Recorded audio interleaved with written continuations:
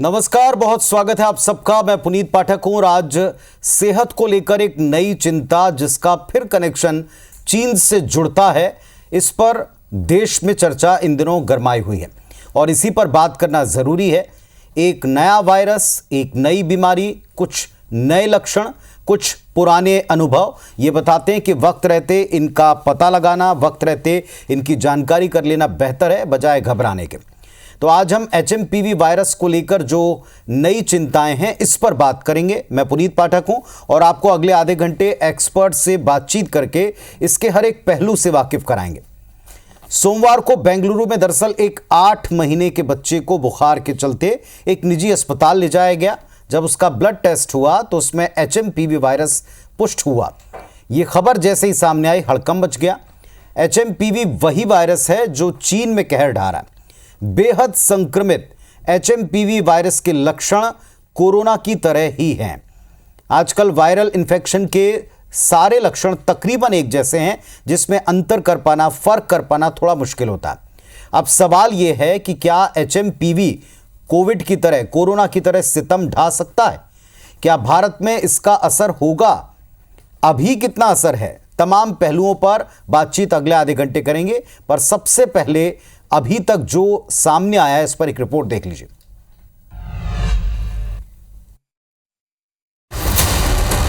चीन से आई नई आफत।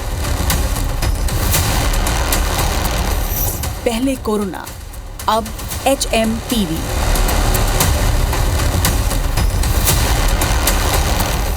चीन में वायरस ने ढाया कहर। अब भारत में बना रहा शिकार। जी हां, 5 साल बाद भारत में चीन से नया खौफ आया है। कोरोना के बाद अब HMVP नाम के एक वायरस ने भारत में दस्तक दे दी है। अब तक 8 बच्चे संक्रमित मिले हैं। कर्नाटक और तमिलनाडु में 2-2 केस सामने आए। वहीं गुजरात, पश्चिम बंगाल से एक मामले सामने आए हैं। महाराष्ट्र में भी 2 केस मिले। हालांकि केंद्रीय स्वास्थ्य मंत्री JP नड्डा ने यह आश्वासन दिया है कि फिलहाल चिंता की कोई बात नहीं है। हेल्थ एक्सपर्ट्स ने HMPV वायरस के बारे में यह स्पष्ट किया है कि यह वायरस कोई नया वायरस नहीं है। हम स्थिति का क्लोज मॉनिटरिंग कर रहे हैं। हम स्थिति का बहुत नज़दीकी से जायजा ले रहे हैं और हम ये कह सकते हैं कि हमें चिंता का कोई कारण नहीं होना चाहिए। HMPV का पूरा नाम ह्यूमन मेटाप्लियोमा वायरस है। इसके लक्षण भी सर्दी और कोविड-19 जैसे ही हैं। इसका सबसे ज्यादा खतरा बच्चों, बुजुर्गों और कमजोर इम्यून सिस्टम वाले लोगों पर है। HMPV वायरस के लक्षण की बात करें तो सर्दी, खांसी होना, बुखार आना, गले में खराश, घबराहट और सांस लेने में तकलीफ होती है।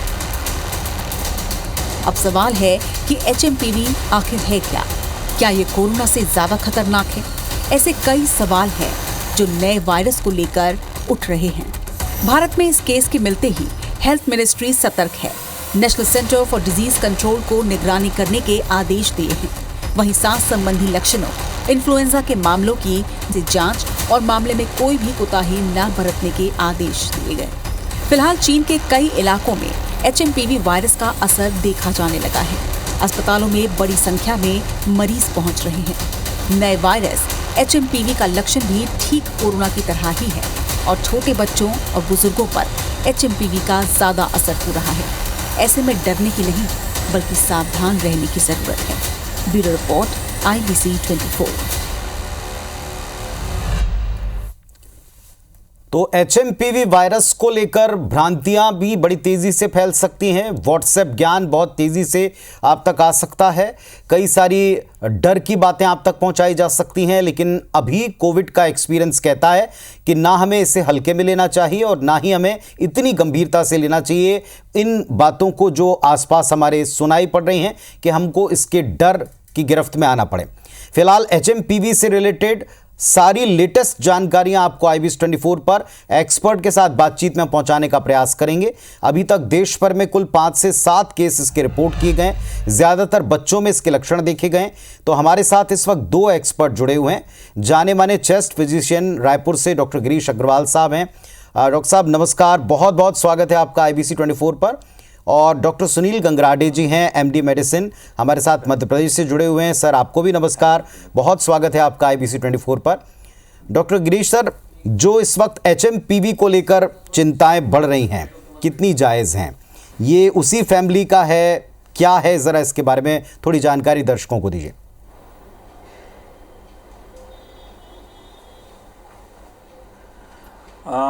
सबसे पहले पुनीत, मैं ये बोलना चाहूँगा, कोई भी रेस्पिरेटरी वायरस, कहने का मतलब कोई भी वायरल इन्फेक्शन जो सांस की नली को इन्फेक्ट करता है, मोटा मोटा उन सब के लक्षण एक ही प्रकार होते हैं।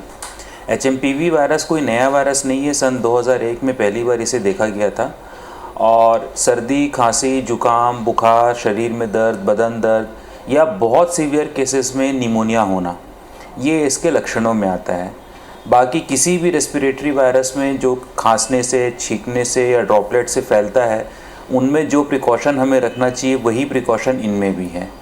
मैं नहीं समझता कि अभी इसके लिए बहुत ज़्यादा पैनिक करने की ज़रूरत है, हाँ, लेकिन सतर्कता बनाए रखने की ज़रूरत ज़रूर है।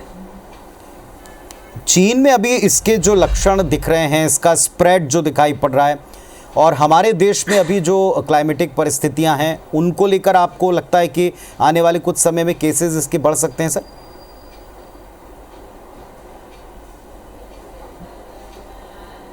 बिल्कुल। चीन में जिस प्रकार से केसेस बढ़ रहे हैं, चीन के अलावा बाकी देशों में भी बढ़ रहे हैं। हालांकि इंडिया में भी 5-7 केसेस ही आए हैं, जैसा आपने बताया, पर ये मैन टू मैन फैलता है। इसकी जो RS वैल्यू है, RO वैल्यू, वो 2 के आसपास है, 1.5 से 2, मतलब एक व्यक्ति 2 व्यक्ति को आसपास इन्फेक्ट कर सकता है।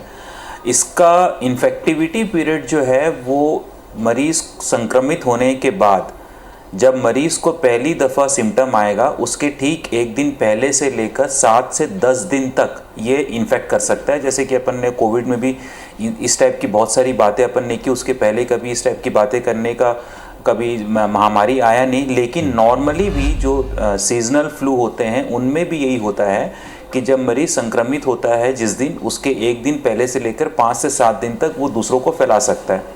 जैसे आपने देखा होगा, बच्चों को घर पे किसी को वायरल हो गया तो 3-4 लोगों को और वायरल हो जाता है। आपने देखा होगा कि बच्चों में आपस में तेज़ी से फैलता है, बड़े बुज़ुर्गों में भी तेज़ी से फैलता है।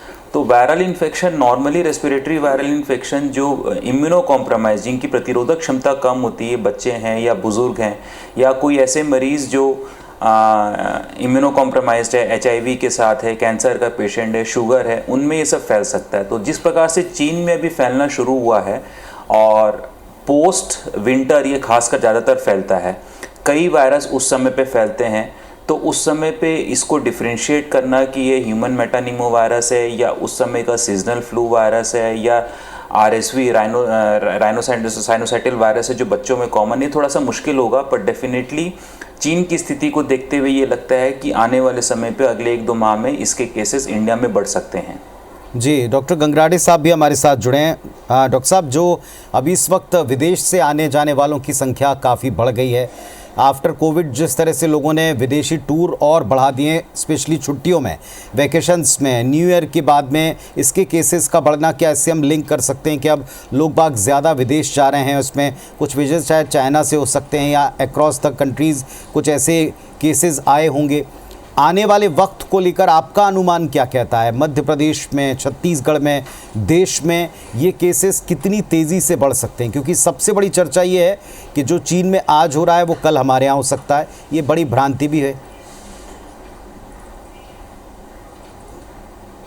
जी हाँ, बिल्कुल आपका कहना सही है।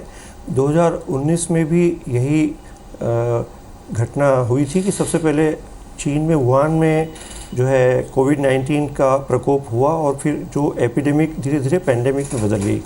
तो इस वक्त ये हो सकता है कि चीन जो लोग जा रहे हैं और वहाँ से जब लौट के लोग आएँ, या चीन से जो लोग यहाँ मध्य प्रदेश में या भारत में आते हैं, उनमें अगर ये वायरस का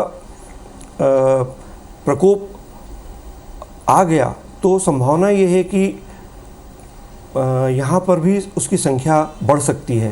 क्योंकि देखिए, ये जो HMPV वायरस है, ये एक प्रकार से कम्युनिकेबल डिसीज़ होती है, जिसमें रेस्पिरेटरी सिंसिटिव वायरस जो बोलते हैं, नाक में और मुंह में इसके जो संक्रमण के वायरस होते हैं वो सबसे पहले घुसते हैं और 3 से लेकर 7 दिनों के बीच में अपने फुल ब्लोन डिसीज, मतलब जिसको बोलते हैं पूरे लक्षण जो हैं दिखने लगते हैं। तो ऐसी स्थिति में सबसे पहले ये एहतियात बरतना ज़रूरी है कि जो वहाँ से आ रहे हैं तो एयरपोर्ट में और जो दूसरी जगह से आते हैं तो उनको मास्क लगाना चाहिए, और साथ में अगर लक्षण ज़्यादा हैं तो उनकी जांचें भी करा ली जाए ताकि, और उनको आइसोलेशन में भी रखा जाना चाहिए अगर ऐसा लगता है कि संक्रमण ज़्यादा है उनमें तो।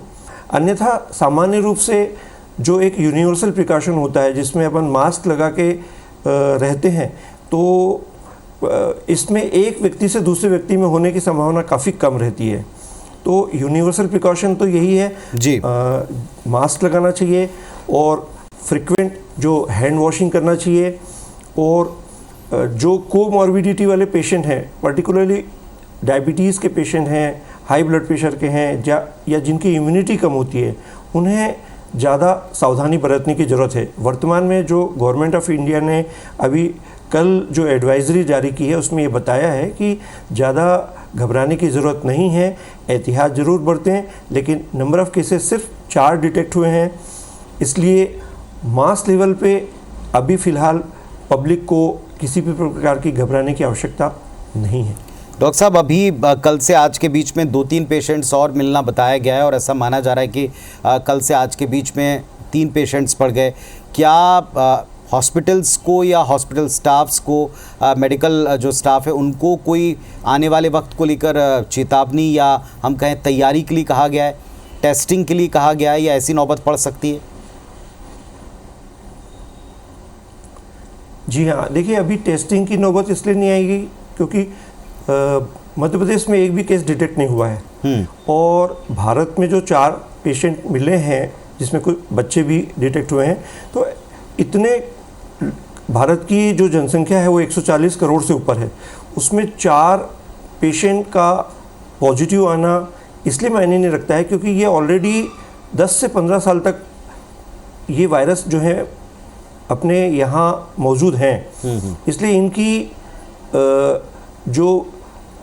ये जो वायरस हैं ये तेज़ी से एपिडेमिक के रूप में कन्वर्ट होंगे ये कहना मुश्किल है। क्योंकि क्या होता है, देखिए जैसा कोविड था, शुरू में इसका प्रकोप ज़्यादा हुआ, लेकिन वातावरण में आज भी कोविड मौजूद है, तो अब एक जो स्वस्थ व्यक्ति है वो कोविड के वायरस के संपर्क में भी अगर आ रहा है तो उसमें धीरे धीरे इनकी जब संख्या बढ़ती है तो हर्ड इम्यूनिटी जो होती है उससे हम लोग अपने आप जो है प्रोटेक्ट हो जाते हैं। इसलिए वर्तमान में यानी कुल मिलाकर अभी फिलहाल हम ये कह सकते हैं कि कोई ऐसी बहुत बड़ी चिंता की बात नहीं है, और ना ही ऐसा कोई निर्देश मिला है ऊपर से केंद्रीय स्वास्थ्य मंत्रालय के द्वारा जिसको लेकर के हम माने कि कोई ऐसी परिस्थितियां हैं, लेकिन थोड़ा सा आपको ध्यान देना चाहिए। डॉक्टर अग्रवाल, अभी इस समय बच्चों के केसेस ज़्यादा दिख रहे हैं, बिल्कुल, और अभी सर्दियों के ख़त्म होने का समय चल रहा है। किन चीज़ों को आपको गंभीरता से लेना है, किसे आप अलार्म माने? जो चीज़ें आप उस समय कहते थे कि अगर आपको ये सिम्टम्स दिख रहे हैं तो बेटर है कि आप एक बार टेस्ट करा लें, पर एक बात ये भी कि ये वायरस पहले से मौजूद रहा, आपने भी बताया 24 साल बाद ये लौटा है, तो हो सकता है कि फिर जितने लोग टेस्ट कराएं उतने केसेस बढ़ते चले जाएं, नंबर्स बढ़ जाएं, तो शायद इससे डर बढ़ जाए। आप क्या सलाह देंगे लोगों को, और स्पेशली बच्चों को लेकर?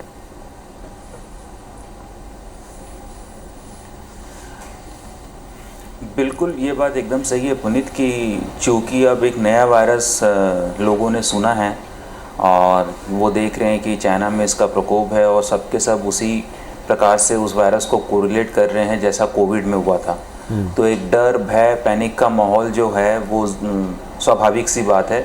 कोविड में लोगों ने अपने बहुत ही करीबी परिजनों को, बहुत सारे परिजनों को, कई परिवार ने खोया है। अभी ह्यूमन मेटानिमो वायरस को लेके कुछ भी भविष्यवाणी करना या समझना बहुत ही मुश्किल है। ये नया वायरस नहीं है, इस पे टारगेट एज ग्रुप जो है वो बहुत स्पेसिफिक सा है। जैसे कोविड में हमने देखा था किसी को भी इफ़ेक्ट कर रहा है, कोविड में बहुत सारी बातें भी आ रही थी, जेनेटिकली इंजीनियर्ड है वगैरह वगैरह। सो इसमें बच्चों में और बुज़ुर्गों में या इम्यूनो कॉम्प्रोमाइजिंग की इम्यूनिटी कम है उनमें भी स्पेसिफिकली ये देखा जा रहा है। अब ये समय ऐसा है, मौसम ऐसा है कि इसमें ह्यूमन मेटानिमोवायरस के अलावा और भी ऐसे वायरस सर्कुलेट होते हैं वातावरण में जो बच्चों को, बड़ों को या इम्यूनो कॉम्प्रोमाइज पेशेंट को अफेक्ट कर सकते हैं, जिसमें नॉर्मल सीजनल फ्लू वायरस भी होता है, इन्फ्लुएंजा वायरस होता है, बच्चों में कॉमनली जो होता है आरएसवी वायरस, वो भी वायरस इसी समय सब सर्कुलेट होते हैं। तो इतनी जल्दी ये कहना कि जिसको भी सर्दी जुकाम है उसको आप मेटानिमोवायरस के लिए स्क्रीन करो या टेस्ट करो, मैं नहीं समझता अभी लाजमी है। और ये हमको शुरू से, बचपन से भी हमने देखा है, सभी ने देखा है कि घर में जब कभी किसी को सर्दी जुकाम हो तो माँ बाप घर में बच्चों में को कुछ ना कुछ घरेलू इलाज या रुमाल रख के छींकना सिखाना, या आप पैर दूसरी तरफ करके सो, सर दूसरी तरफ करके सो, मतलब maintenance of at least 6 feet of distance, खांसी के समय प्रोटेक्शन रखो, हैंड वॉश करो। ये प्रिकॉशंस जो यूनिवर्सल प्रिकॉशंस हैं, ये किसी भी रेस्पिरेटरी वायरस को फैलने से बचाता है, चाहे वो कोविड वायरस रहा हो, चाहे अब ये ह्यूमन मेटानिमोवायरस है। तो अभी बदलते मौसम के साथ जो भी इन्फेक्शंस होंगे या बच्चों को जो या बुज़ुर्गों को जो प्रिकॉशन रखना है वो यही है। इतनी जल्दी हो के इसके लिए जांच कराना मुझे नहीं लगता कि अभी ये इतना सही रहेगा। जी, लेकिन गिरीश जी, आपको लगता है कि बच्चों को लेकर या बुज़ुर्गों को लेकर अभी एक टीकाकरण का भी लोगों ने कई सवाल पूछना शुरू कर दिए कि जैसे कोविड को लेकर हमारे पास में वैक्सीनेशन मौजूद है, ये पुराना वायरस से जो लौटा है, तो क्या इसको लेकर जो कोमॉर्बिड पेशेंट हैं उनको अभी से, जिनको पहले से बीमारियां रही हैं, जो अभी भी मेडिकेशन पर हैं, क्या उनको अभी से कोई टीका ले लेना चाहिए? ये टीके मौजूद हैं? ऐसे सवाल भी पूछे जा रहे हैं।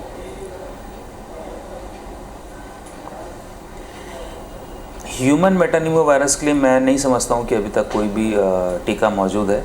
जो भी टीका जो हम सीजनल फ्लू के रूप में जो हम लगाते हैं उसमें ज़्यादातर स्वाइन फ्लू और इन्फ्लुएंजा के स्ट्रेन्स के लिए ही वैक्सीनेशन अवेलेबल है। तो ह्यूमन मेटानिमोवायरस का स्पेसिफिक मेरे को जहाँ तक ध्यान है नहीं है। जी डॉक्टर गंगराडे, अभी आपकी एक चीज़ और भी है पुनीत, ह्यूमन मेटानिमोवायरस जैसे कि इसके लिए कोई, प्लीज़ कहिए, अपनी बात पूरी कर लीजिए। इसके लिए कोई स्पेसिफिक ट्रीटमेंट नहीं है। हाँ, तो इसके लिए कोई स्पेसिफिक दवा नहीं है कि आप ये दवा देंगे तो ये वायरस ठीक हो जाएगा। और ये बहुत ज़्यादा घातक भी वायरस नहीं है। ठीक है, अभी नंबर ऑफ़ केसेस बढ़े हैं तो लोग पैनिक में हॉस्पिटलाइजेशन भी हो रहे हैं या जा भी रहे हैं, या बहुत कम केसेस को हॉस्पिटलाइजेशन की ज़रूरत होती है। तो अभी से बहुत ज़्यादा पैनिक का माहौल बनाने का मुझे नहीं लगता आवश्यकता है। जी डॉक्टर गंगराडे, आपकी फाइनल एडवाइस इस वक्त लोगों के लिए क्या होगी, क्योंकि आपके पास में वो सारे निर्देश अभी आ रहे हैं जो स्वास्थ्य मंत्रालय से मिला करते हैं, या जो तैयारियां आप देख रहे हैं, उनको लेकर आप क्या अलार्म देंगे लोगों को?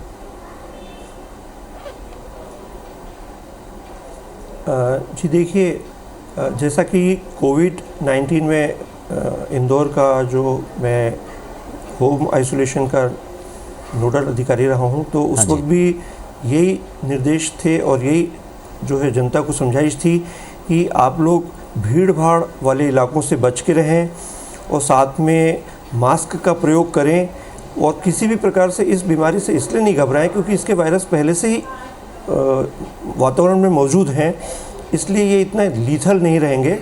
और साथ में सर्दी और खांसी और बुखार, गले में जो जलन सी होती है, ये कोई भी तकलीफ़ होती है तो घर पे ट्रीटमेंट न लेते हुए आप चिकित्सक की सलाह लें।